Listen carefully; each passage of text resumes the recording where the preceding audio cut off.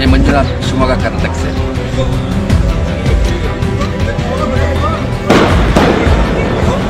कोई बात नहीं, इनके साथ ये प्रेसिडेंट है वही साथ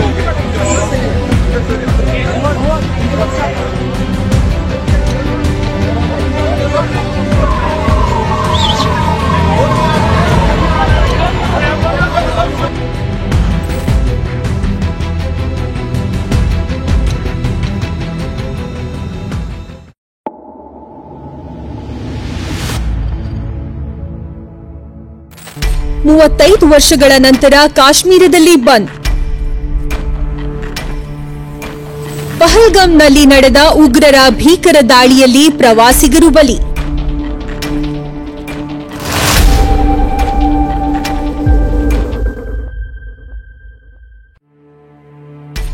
ಮಿನಿ ಸ್ವಿಟ್ಜರ್ಲೆಂಡ್ ಎಂದು ಕರೆಯಲ್ಪಡುವ ಬೈಸರನ್ ಹುಲ್ಲುಗಾವಲು ಪ್ರವಾಸಿಗರಿಂದ ತುಂಬಿರುತ್ತಿದ್ದಂತೆ ಉಗ್ರರು ಹಠಾತ್ ದಾಳಿ ನಡೆಸಿದ್ದಾರೆ.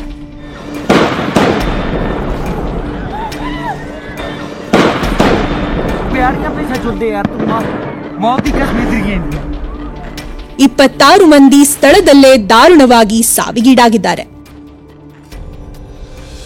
ಏಪ್ರಿಲ್ 22ರಂದು ಮಧ್ಯಾಹ್ನ ಪಹಲ್ಗಾಮ್ನ ಸುಂದರ ಬೈಸರನ್ ಹುಲ್ಲುಗಾವಲಿನಲ್ಲಿ ನಡೆದ ಭೀಕರ ಉಗ್ರ ದಾಳಿ ಭಾರತವನ್ನು ಶೋಕಸಾಗರದಲ್ಲಿ ಮುಳುಗಿಸಿದೆ. ಜಮ್ಮು ಕಾಶ್ಮೀರದ ವಿಶೇಷ ಸ್ಥಾನಮಾನ ರದ್ದಾದ ಬಳಿಕ ದ ರೆಸಿಸ್ಟೆಂಟ್ ಫ್ರಂಟ್ ನಡೆಸಿದ ಕೃತ್ಯವಿದು ಎಂದು ತಿಳಿದುಬಂದಿದೆ. ಇತ್ತೀಚೆಗೆ ಅಮೆರಿಕಾದಿಂದ ಭಾರತಕ್ಕೆ ತವಾವುರ್ ರಾಣಾ ಗಡೀಪಾರುಗೊಂಡಿದ್ದಕ್ಕೆ ಸೇಡು ತೀರಿಸಿಕೊಂಡಿರಬಹುದೇ ಎಂಬ ಅನುಮಾನ ಹುಟ್ಟುಹಾಕಿದೆ.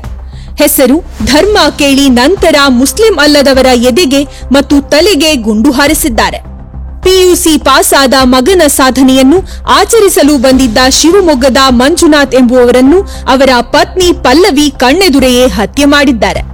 ಶಿವಮೊಗ್ಗದ ಮಂಜುನಾಥ್, ಬೆಂಗಳೂರು ನಿವಾಸಿ ಭರತ್ ಭೂಷಣ್, ಆಂಧ್ರ ಮೂಲದ ಬೆಂಗಳೂರಿನ ಉದ್ಯೋಗಿ ಸೇರಿ ಮೃತ ಕನ್ನಡಿಗರ ಸಂಖ್ಯೆ 3ಕ್ಕೇರಿದೆ.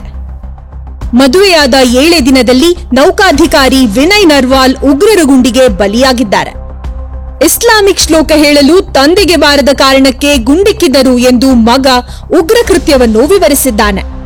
ಘಟನೆಯನ್ನು ಖಂಡಿಸಿ ಮಾತನಾಡಿದ ಪ್ರಧಾನಿ ನರೇಂದ್ರ ಮೋದಿ ಅವರು, ಉಗ್ರರನ್ನು ಸುಮ್ಮನೆ ಬಿಡುವುದಿಲ್ಲ, ಉಗ್ರ ನಿರ್ನಾಮದ ನಮ್ಮ ಸಂಕಲ್ಪ ಅಚಲವಾಗಿದೆ ಎಂದು ಹೇಳಿದ್ದಾರೆ.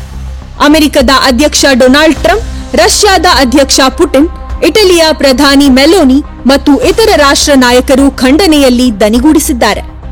ಕರ್ನಾಟಕ ಸರ್ಕಾರ ಕೂಡ ಪ್ರವಾಸಿಗರ ರಕ್ಷಣೆಗಾಗಿ ತ್ವರಿತ ಕ್ರಮ ಕೈಗೊಂಡಿದ್ದು, ಕಾರ್ಮಿಕ ಸಚಿವ ಸಂತೋಷ್ ಲಾಡ್ ಅವರನ್ನು ಕಾಶ್ಮೀರಕ್ಕೆ ಕಳುಹಿಸಲಾಗಿದೆ. ಕಾಶ್ಮೀರದ ಪ್ರವಾಸಿಗರಿಗಾಗಿ ಸಹಾಯವಾಣಿ ಸಂಖ್ಯೆಯನ್ನು ಪ್ರಕಟಗೊಳಿಸಲಾಗಿದೆ. ಜೊತೆಗೆ ಮೃತದೇಹಗಳನ್ನು ಕರ್ನಾಟಕಕ್ಕೆ ತರುವ ಕಾರ್ಯ ಕೂಡ ಆರಂಭವಾಗಿದೆ. ಇಂತಹ ಘೋರ ಕೃತ್ಯ ಇದೇ ಮೊದಲಲ್ಲ. ಕಳೆದ 2 ದಶಕಗಳಲ್ಲಿ ನಡೆದ ಪ್ರಮುಖ ದಾಳಿಗಳ ಪಟ್ಟಿ ಇಂತಿದೆ.